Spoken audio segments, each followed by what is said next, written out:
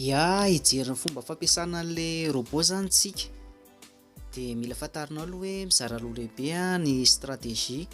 Fizarana voaloha mizara efatra ary fizarana faharoa mizara efatra. Dia lancement ampiasaina voaloha prédiction 0 ary ny lancement ampiasaina faharoa prédiction 9. Izany hoe izy zao efa 0 dia manindry round avy hatrany rehefa avy nanindry reset alohan'ny round aloha dia manindry reset dia jerena tsara vérifiena hoe 0 tokoa ve dia izay vao manindry round. Dia io zao mandeha ialana amin'ny risikana tamantsy tsy maintsy hanovanana iny dia ao anatin'ny 2 minitra na 2 minitra farafahelany dia tapitra ny lancement voaloha ilay fizarana efatra voaloha. Eto zao tsika dia hoanina foana.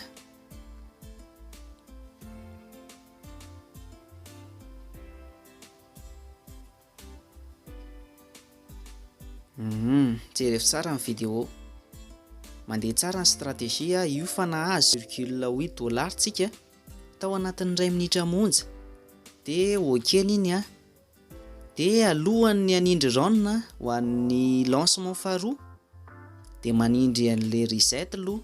Tsy azo adino mihitsy zany manindry reset sy manova prédiction. Okeny iny dia jereo tsara, io ny prédiction antsika 0 fa manindry reset aloha.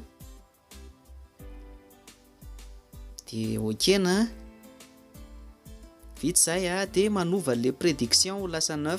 Izany hoe 0 sy 9 ny tena ampiasaina dia 9 iny dia lasa manindry round indray miditra amin'ny lancement faharoa.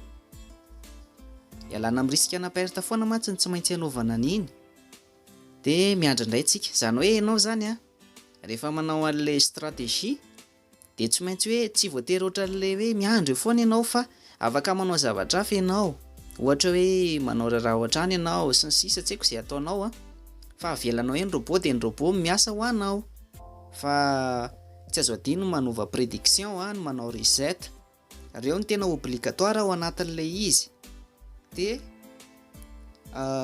profit moa zany ambony izy zao fa nahazo $0.8 indray tsika tao anatin'ny 2 minitra monja ny nangalana an'iny. Izany hoe 2 minitra azahoana $1.6 dia hatreto eo anatin'ny 2 andro zany ianao mandray ohatriny.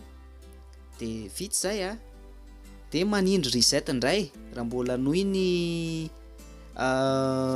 stratégie ianao, izany hoe mbola ampiasa le robot dia manindry reset indray dia manova amin'ny prédiction dia manindry round. Ohatr'izay foana zany ny ataonao ao anatin'ilay stratégie zao reset dia okeny. Dia raha liana ianao dia afaka miantso ny 34 70 423 89 na MP